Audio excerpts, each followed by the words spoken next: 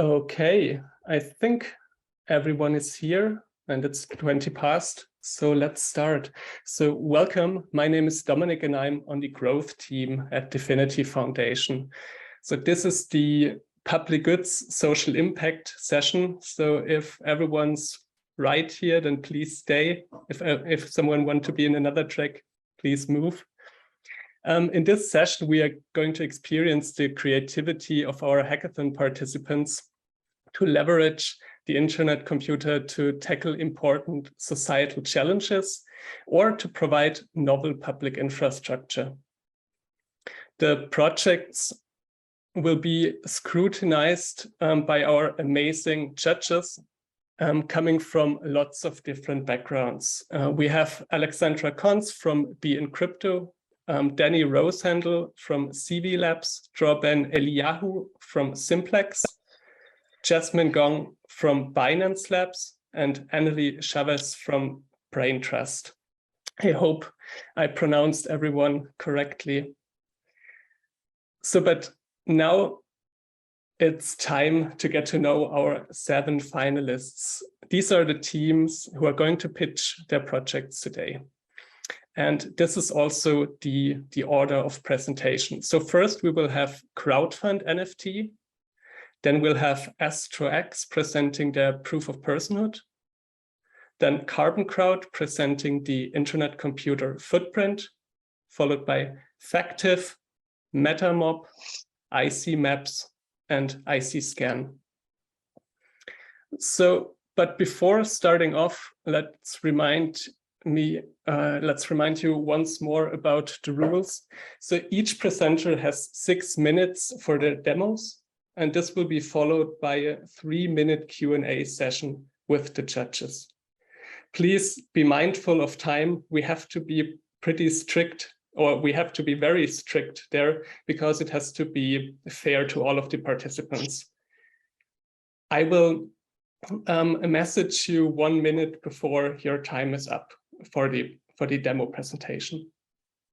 So, and judges, be prepared to fill out the scoring board immediately. You'll have to finish it until the last pitch.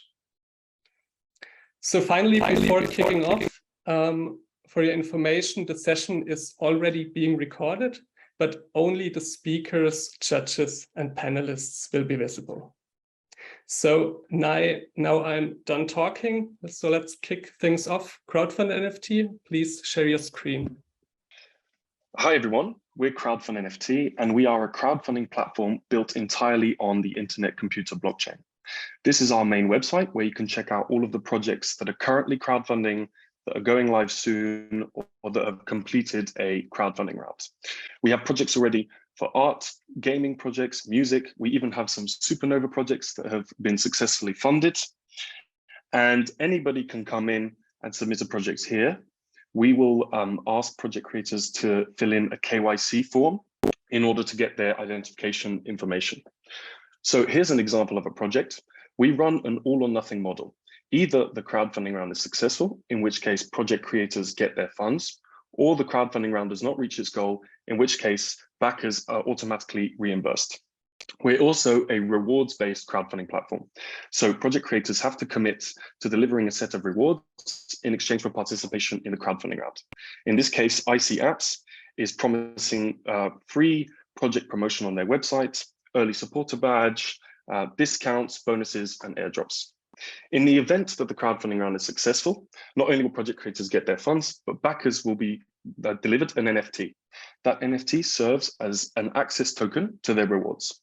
So once they have their NFT, they can choose to do one of 2 things. Either they can claim their rewards, or they can trade those rewards on a secondary marketplace. We built our NFT marketplace for Supernova on a 6-week sprint. And here you can find all of the collections from successfully funded crowdfunding rounds. So why is this unique? Why is this valuable to project creators? Well, to understand that, we have to have a look at the crowdfunding market as a whole. It's a $34 billion market. That's 6.5 million projects every year doing crowdfunding rounds, and it is set to increase 3-fold by 2026. That leaves us with $196 billion in 2025 being crowdfunded, And right now it's a very consolidated market amongst 5 main players. We want to come disrupt that market. And why do we want to do that? Because we think it's a market with serious flaws. The first flaw of the market is that there is no financial incentive for participants who back crowdfunding rounds. With our new NFT model, which allows backers to sell on their rewards for profits, we have created direct financial incentive. Secondly, we have no restrictions, no fiat restrictions. If I go on a traditional crowdfunding platform, I can only raise in pound sterling or in dollars. In our case, you can raise all over the world, meaning higher crowdfunding rounds. The third point is that traditional crowdfunding isn't very transparent or safe. There was a scandal this year with GoFundMe, where they took over $9 million worth of funding donated to Canadian truck drivers and gave that money to other charities. We don't think that's right. And so we made a point of making sure that our platform manages funds in a tamper-proof way. How we've done that is by building a controllerless escrow canister, which I will explain a little bit more in our systems architecture. But first, how have we done so far? We've had 31 projects submitted on the platform so far. 17 of those have been listed and 6 of those have been successfully funded. That's 7,489 ICP raised for project creators and a secondary trading volume of 7,133 ICP. So let's have a look at our systems architecture. First of all, we run 100% on the internet computer blockchain, from our front end to our back end to our asset canister. This is a unique feature of the IC, and the benefit of this is that we run on a network of smart contracts that operate together, both internally and with external smart contracts as well. But the core engine of our product is our escrow management canister. It's a piece of open source code that you can find on our GitHub. Sorry, I'm just dragging this down.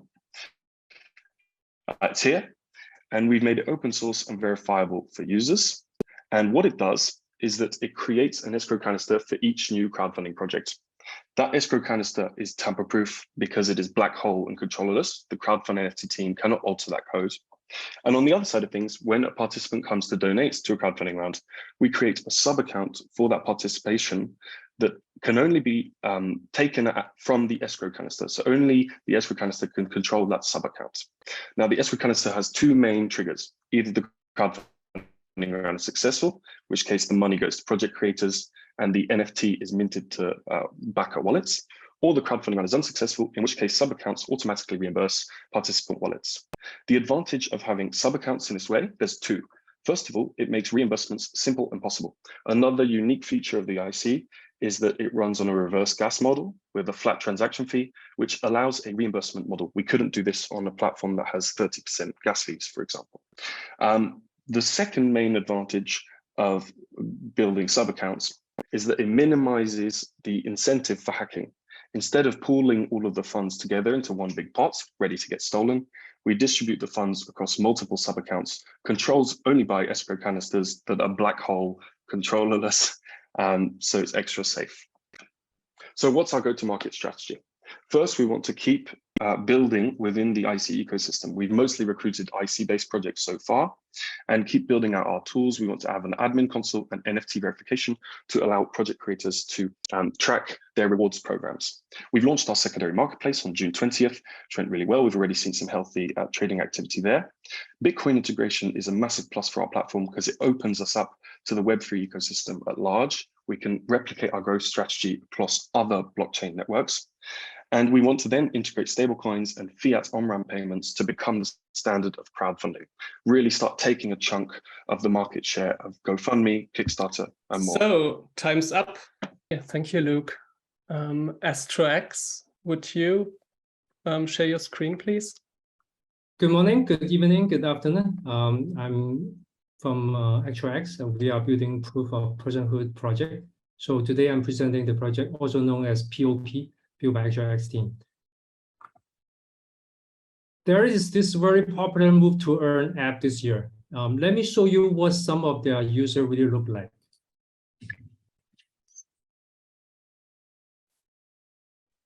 Okay, you get the ideas. On the left side, there's also 2 guys control hundreds of thousands of accounts and try to launch simple attack to game the system. So imagine the future of Web3 that is full of bots, which is really terrible.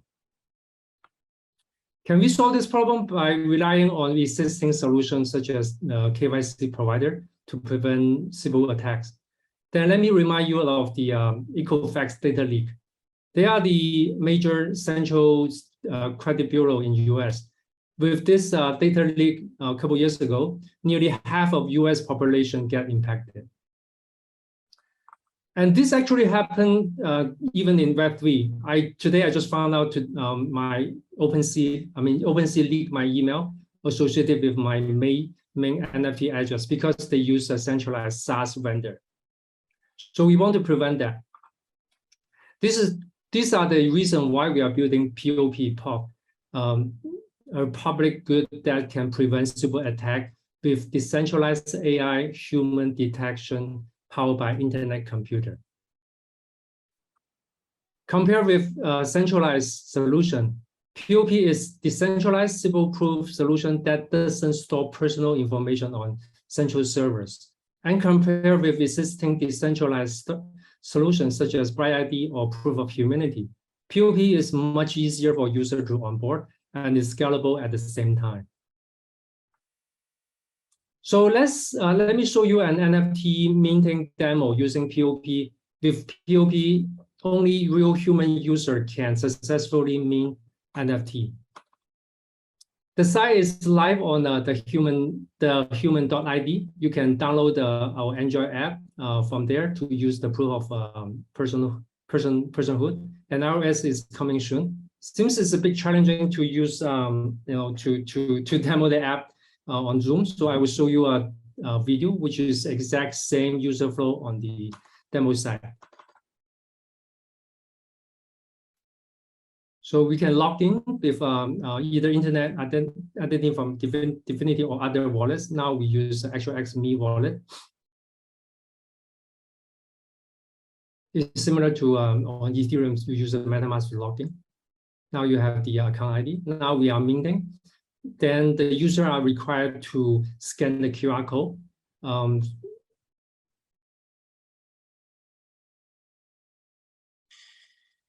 After scan the QR code, the user are required to perform a couple face structures as well as speak a sequence of random numbers to prove she is a real human. Next, the canister smart contract receive the result and determine whether it's a real human or not. Only the real human user with POP can mint the NFT, and then the rest is like log in. You can see this on the other marketplace. Yeah, I won't go into detail.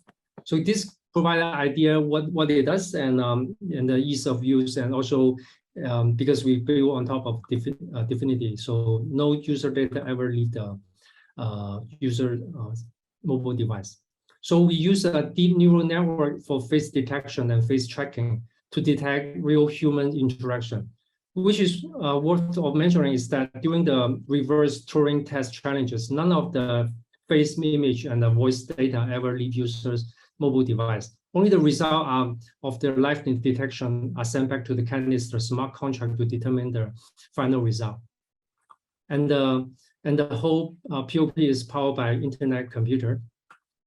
Let me stress a little bit regarding the Sybil resistant use case. It's actually needed for everywhere.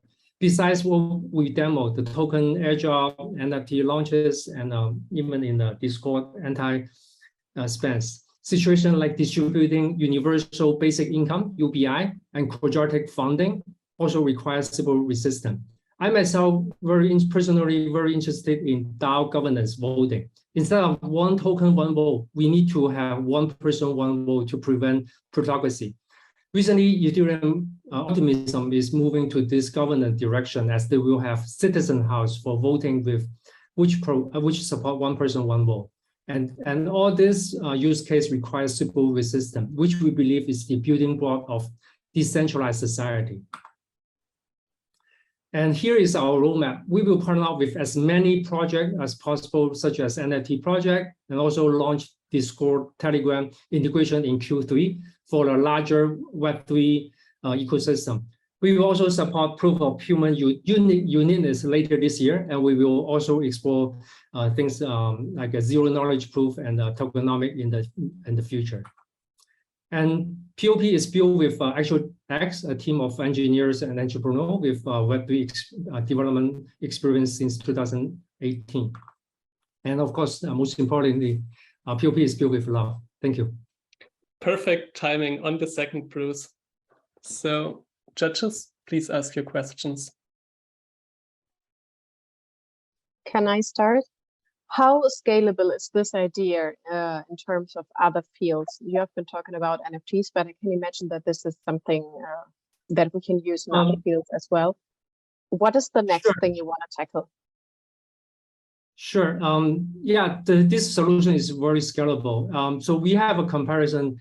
The top two are basically centralized. Either use KYC or you use the AI cloud.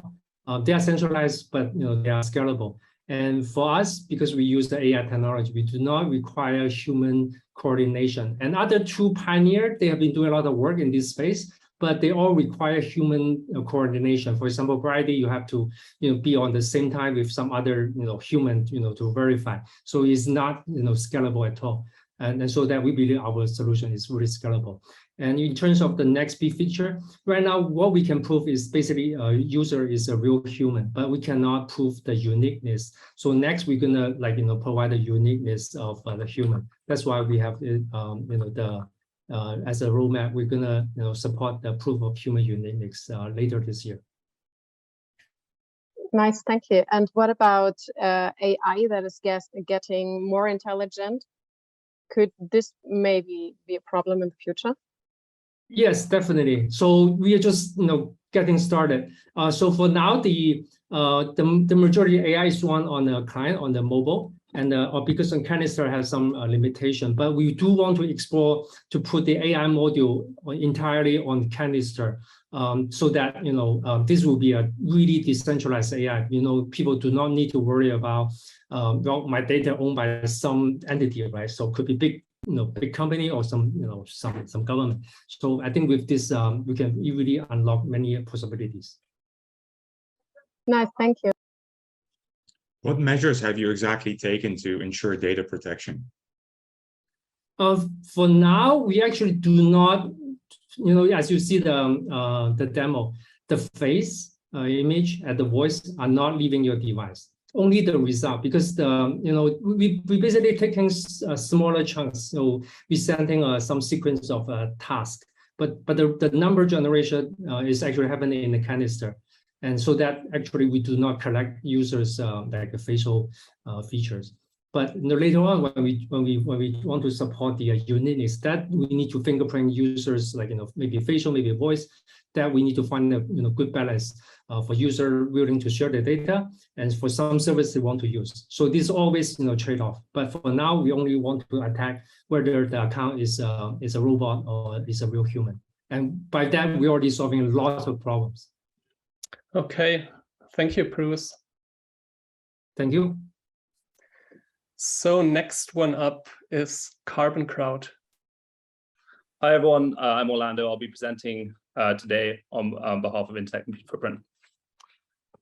But the idea of Internet Computer Footprint came from a very simple question. Can we codify environmental protection in a smart contract? The kernel of this idea has given way to a three-phase development plan, which we think is a viable plan to make the IC a pioneering green blockchain. For this presentation, I'm going to focus on phase 2. In phase 2, we track a project cycles, apply a coefficient which calculates your carbon footprint, and we allow you to offset that footprint. But as with any good ESG strategy, the ultimate goal must be mitigation. I'm going to dive more deeply into our mitigation strategy later on, but I want to let you know we're focused on that, and we're already working with DFINITY to make this happen. If Supernova has shown us anything, it's that unbelievable innovation has happened, is happening, and will continue to happen on the IC chip blockchain. More projects mean more canisters, more cycles, and if every cycle has an associated emission, then a growing IC is a growing climate problem. This is something the planet simply cannot afford, and it's something the IC must address if it is to ensure longevity. According to the latest report from the IPCC, we must reach peak carbon by 2025 and further reduce our carbon output by 43% by 2030 if we are to avoid the worst impacts of climate change. Clearly, the time for dramatic action is now. But what can I actually do today if I'm a project on the IC? We've broken down phase 2 into 3 simple steps. The first step in the process is to connect your canisters for analysis. At this stage, we hook ourselves up to your canisters and measure your cycle burn rate. We're in the process of integrating with Canister Geek, which will allow us to do this over time, which has really interesting implications. Once you've done this, we apply your canister burn to our carbon emission coefficient. This produces a number, which is essentially your project's carbon footprint. Once we have your project's carbon footprint, we then offset that using high quality carbon credits and print an ICF token, which allows you to prove to your users your commitment. Now, at this stage, I want to quickly dive into what a carbon credit is, because it's a really important part of what we're doing here.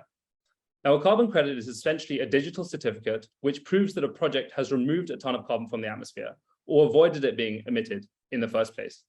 This digital certificate or credit can then be used to offset against another emission, essentially balancing the carbon budget. We see it as our responsibility to ensure that all activities we do with IC Footprint use only the highest quality credits. And that's why we use nature-based credits from Vera currently. If you want to learn more about our carbon credit strategy or just learn more about them in general, please feel free to reach out. So I want to dive into our demo now, and you understand sort of the high-level flow. At this point, we collect basic information about your project. We collect an NFT wallet address because the NFT that we print for you will be soul-bound, so you can't send it to another project. We get your personal information to make sure we can keep in touch, and then we hook up to your canisters. You can connect as many canisters as you want here to make sure we have all the information we need. Once you do that, you submit the information to us. In the back end, we'll run calculations to basically figure out this number, which is the overall carbon emission of your project. We'll then allow you to offset that using those credits we spoke about earlier. Once you've offset those, you'll actually be able to see the broken down canister information. So you'll understand the exact emission from each of your canisters. At this stage, you can already adjust your development to ensure that your canisters, to try and make your canisters emit less carbon dioxide. What's more than that is we'll link to the exact offset that we used to offset your project. This will give us the information about the serial number, the quantity of units, the type of credit here, the project type, which is the manner in which they remove the carbon dioxide, where it happens, but most importantly, it'll give you information about who offset, about your project's name. So now you understand that this is phase 2. We want to talk to you about the future development plan. The ultimate goal must be mitigation. And so long-term, what we want to do is expose the real-time carbon intensity of network based on the energy mix of the data centers. This will allow the IC to spin up and spin down nodes, depending on the carbon intensity of the grids that the data centers are running on, reducing the overall emissions of the grid, of the network. Further, we can surface this number within your smart contracts. So you can run your time, you can time your batch jobs and reduce the emissions of your smart contracts. An Internet Computer Footprint is a project by Carbon Crowd, which is a company I started with Hamish, who's the technical wizard behind all these operations. Both of us grew up in Kenya, and we've seen the retreat of nature at the hand of man. But perhaps more scarily, we're seeing nature fight back. We've watched droughts get more intense, deserts creep as local ecosystems are destroyed, and coral reefs bleach as local temperatures rise. There's no doubt in our mind that blockchain will play an incredibly important role in solving these problems. But in order to be a solution, it cannot continue to exacerbate the problem. Codifying environmental protection into your smart contracts is a sure, fast way to ensure this protection, or at the very least, offset the damage you're doing. We're Internet Computer Footprint, and this is what we're building. Thanks very much, guys. Thank you. So next up is Factive. So we are Factive, a decentralized fact-checking service that turns social media content into a trustable source of information, leveraging the power of prediction markets and a decentralized consensus protocol. I don't know how you felt when you heard about the misinformation scandals surrounding the elections in the US or Brazil, when you heard about Cambridge Analytica, or when you think about deep fakes waiting around the corner to put this to a completely new severity level. I'm quite afraid of this. And if you look at public polls, the problem of misinformation is seen as one of the biggest threats for our open societies of today. Of course, this problem isn't very new, and there are several organizations and solutions out there to fight back. Here we go. There are hundreds of fact-checking organizations that analyze and flag contents. There are intelligence services that analyze the networks behind misinformation campaigns, and there's our traditional news media. But with all this in place, we still have an estimated annual market damage of $78 billion caused by misinformation. So we think several aspects are not well addressed with the existing solutions. So research shows it's 70% more likely for fake news to be retweeted than it is for the truth. So there's a huge attention imbalance. And we think we need a solution that can compete with the attention that can be generated by fake contents and steer the attention away from the questionable contents towards analyzing it. Second problem, distributing misinformation is basically free. With our solution, we will show you how to scale up and turn every user into a fact checker. And third, the decision between freedom of press and freedom of speech on the one side and censorship on the other side is quite a delicate one. And with our solution, we even need to add money to it, making it more delicate. But luckily, we have blockchain to our disposal today. And I believe securing the freedom of the press is the best use case at all for blockchain and a decentralized protocol and organization. So here's the idea. We want to be integrated with our service into existing media and social media platforms, and we want to add the small bar to the contents. What this represents are the amounts that the everyday users were willing to stake on that content to be true or to be fake. And if content is questionable, these amounts might rise. And with this, we draw more and more attention away from this content towards analyzing it. And these amounts will be displayed immediately to the public. So this is a very fast feedback mechanism. But of course, such a simple approach would be easy to manipulate.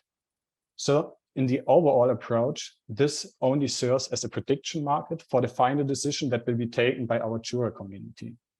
It's an open community everyone can join, working in the background for the various platforms. And it's governed by our consensus protocol. So why should we deploy this to the internet computer? With its focus on social media, it gives us the unique opportunity for a trustless end-to-end integration. And second, in our protocol, we heavily rely on verifiable random functions. And to my knowledge, the internet computer is the only platform supporting this natively. So who are we? Alex and me worked several years closely together, bringing safety critical software to the market. And combined, we have 16 years of professional software development experience. We wrote down the basic idea in a white paper. You can read it up here. We implemented a simulation with the overall approach, making sure we understood every detail of it and that it's robust against manipulation. And we deployed the first version to the internet computer with more or less the complete API for our partner integration, with a basic dashboard for the jurors, and with a basic decision protocol. And we integrated it with the internet identity and the ledger. Next steps are to find a partner to agree on an MVP. And if it's just Alex and me working on it, we think we should be able to launch it within a year. Plans for later are to hand our governments to a DAO and, of course, onboard more partners in Web3 and Web2 later. So let's solve the main remaining issues of attention, scalability, and trust. Let's turn everyone into a fact checker. And with this, transform Web3 social media into the source of trusted information.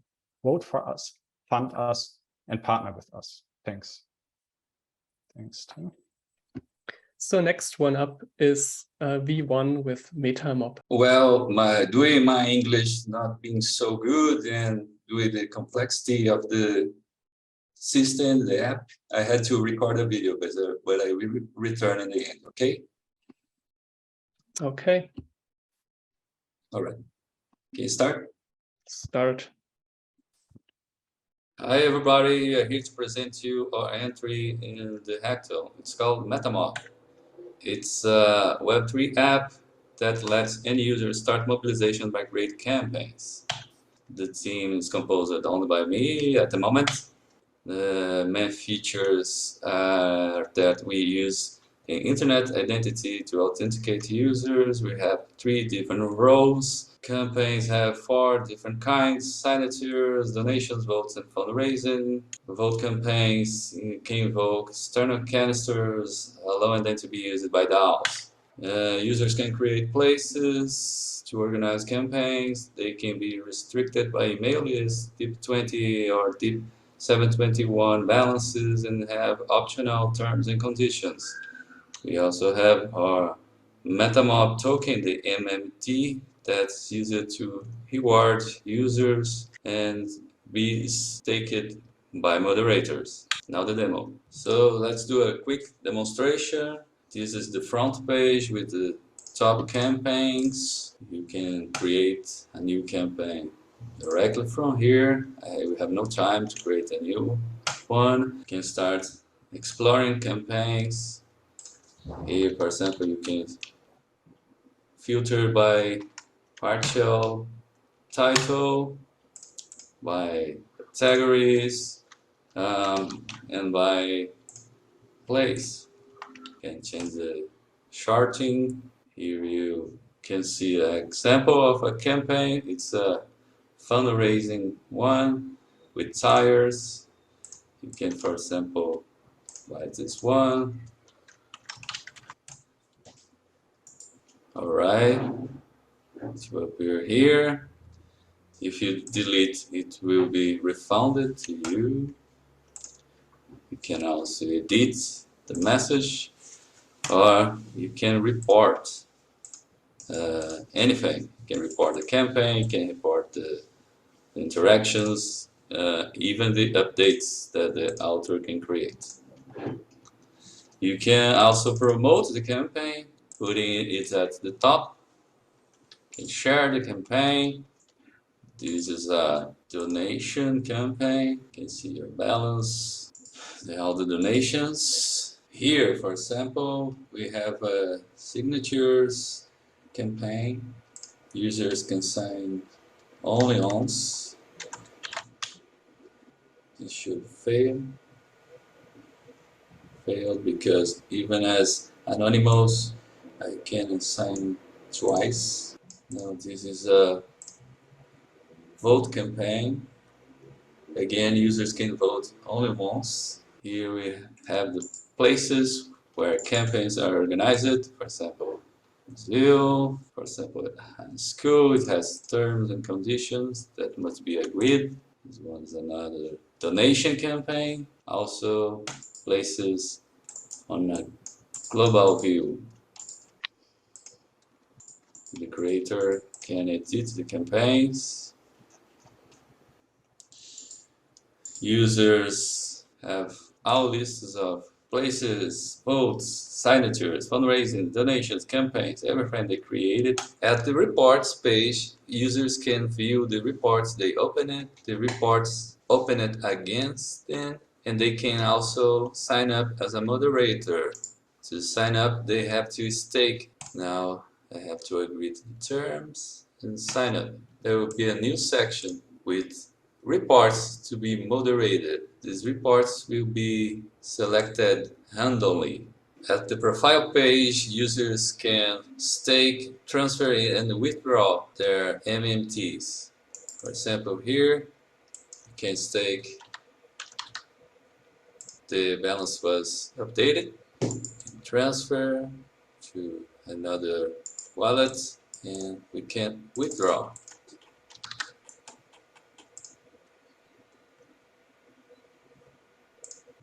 Now let's show really quick the admin dashboard, where admins can edit pretty much all the entities. For example, campaign, reports, users, edit places, create new ones, edit and create categories, and so on. With Matama, any user can start campaigns to mobilize other users to face real-world problems like climate change, wars, oppression, inequality, fake news, or even to fix specific issues. It can be controlled by governments, and later it will be released as a DAO. Those single individuals showed all that. The progression is quite long. This is what was done already, and this is what has to be done yet.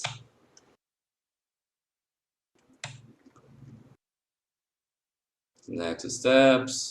Thanks to DFINITY and all the partners, and sorry about my bad English. Bye-bye. Next up is Kristoff with IC Maps. Okay, as you can imagine, my project is about maps because maps have always been a powerful tool to share and visualize information, and maps are crucial for decision making in very different topics like tourism, like science, but also on military. Maps are also part of our everyday lives, for example, for traveling or for using metro. In my own life, maps plays a very important role. As a fascinated mountaineering, I use maps almost daily, and I am a geoinformatics guy and a mountain climber, so it's really important for me. The potential of maps has been recognized also by large tech companies. They can control the contents, present them in a way that serves their own interests, and with other advertisements, they like to make money with it. In the current war, for example, Google has simply switched off the details in Ukraine, and that shows the power of maps. But the world, it belongs to everybody. So it's important that maps are public good. And that's why I think maps need to be on Web3. Why Web3? Maps must be stored decentrally so that no government can censor them or private company can just stop the service. Maps has to be stored in a scalable way because the high resolution map tiles need a lot of space. And the ownership is the third one. So maps are works of authors like books. So therefore, it's important that the rights to the maps are preserved. For me, it was obvious that the internet computer is perfectly suited for, to offer maps. So 6 weeks ago, I started implementing a map server. And this consists of 4 different parts. The map server itself, it's a dApp, and you can install it on your own canister. And then we have an image tile storage behind it that's scalable, and it's now possible to provide this tile storage to ISO compatible standard, and you can use it in your own dApps or even in desktop professional GIS systems. If you go to icmaps.org, you have the front end where you can log in and install map servers on users canisters and seed tiles from existing map servers. And there is a backend who saves everything between them. Now I'd like to show you some impressions from the live map server from the front end. Here, this is the login page where you can just log in with your internet identity, and then you will come to the dashboard. Here you see your connected canisters with the map server on it. If you go to layers, you see your already published layers or can easily add a new layer. I'll show you this by editing. So here you have the capabilities URL. That is where the tiles are already stored. So you can choose a localhost or something on the Web 2. You define the bounding box and then just select your select zoom levels you will provide, click seed, and all the tiles will be transferred to Web 3. If it's completed, you have a map preview here. You see the maps online already, and we provide you a script where you can just copy paste it to your own dApp, and then you have the maps already in your own Web3 dApp. I also implemented some samples. So you see here an OpenStreetMap with a locator that's just a KML, and you see your position here. You can zoom in and zoom out and move. In this example, I upload all the earthquakes from the US West Coast, and this is a lot of information, but everything is served from the internet computer as an asset. In this last example, I want to show how maps are public goods or also satellite images by superimposing two images. The left one is from 2016 and the right one from 2021. And you can see now impressively the effects of the climate change.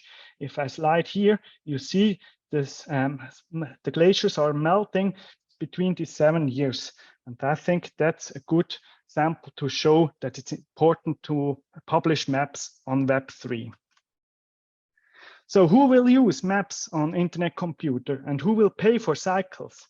As I said in the introduction, some people have a really great interest to put maps decentralized. For example, the public government for alert centers or military, also tourist resorts or newspapers, maybe private companies to show their locations. But we plan also in the next release to include a payment service so that you can sell your maps, and then other people are paying for high quality maps. And I think that will be a big game changer for high quality maps, because that's currently not possible in Web 2. So thank you very much for your attention, and I hope you are happy with my maps. Yeah, thank you very much. Thank you, Kristoff. So last but not least, we have Icicle. Now everybody is talking about Web3. What's the core of Web3? We think is data. And because IC can carry more complex depth and more data than Ethereum, data in the IC ecosystem will be an important part of Web3. And what's our vision? We hope to be the data platform of IC ecosystem, even of the whole Web3. Seek the value behind the data and enable the whole ecosystem and the Web3. But there is a long way to go. So we start from being the best explorer in the IC ecosystem. We divide the data in the IC ecosystem into 4 parts, which are chain-related data. We call the IC data, NFT data, DeFi data, and app data. In the context of blockchain, there are 2 subjects, users and contracts. So IC will collect, analyze, and present data around account and canister. And about what we have done, we have completed the collection of IC data and NFT data. In the IC section, we collect and display basic data such as subnet, canister, principal, ledger, and neurals. And we also do some analysis on users' ICP transaction information and ICP overall information. Meanwhile, user can use their wallets.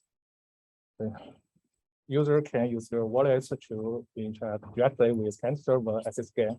And we currently support 4 wallets, including Internet Identity, Plug, Stoic, and DFINITY wallet.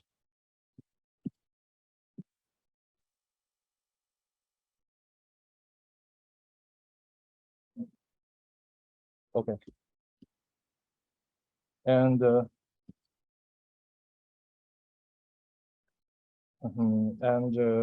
as for the FT part, user, we have support for 4 standards of XT, CCC, Giga, and DIP 721. Perform the analysis for each collection of MT. Okay.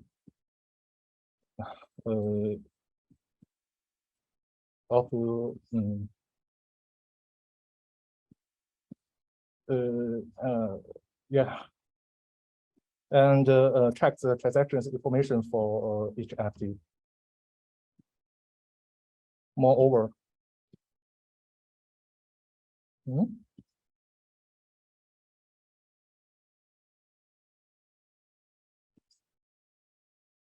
We also use account to connect the SCP information and with NFT information to give a more complete picture of the user's current state.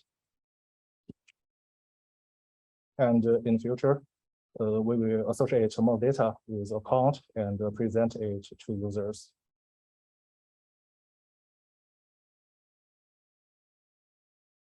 And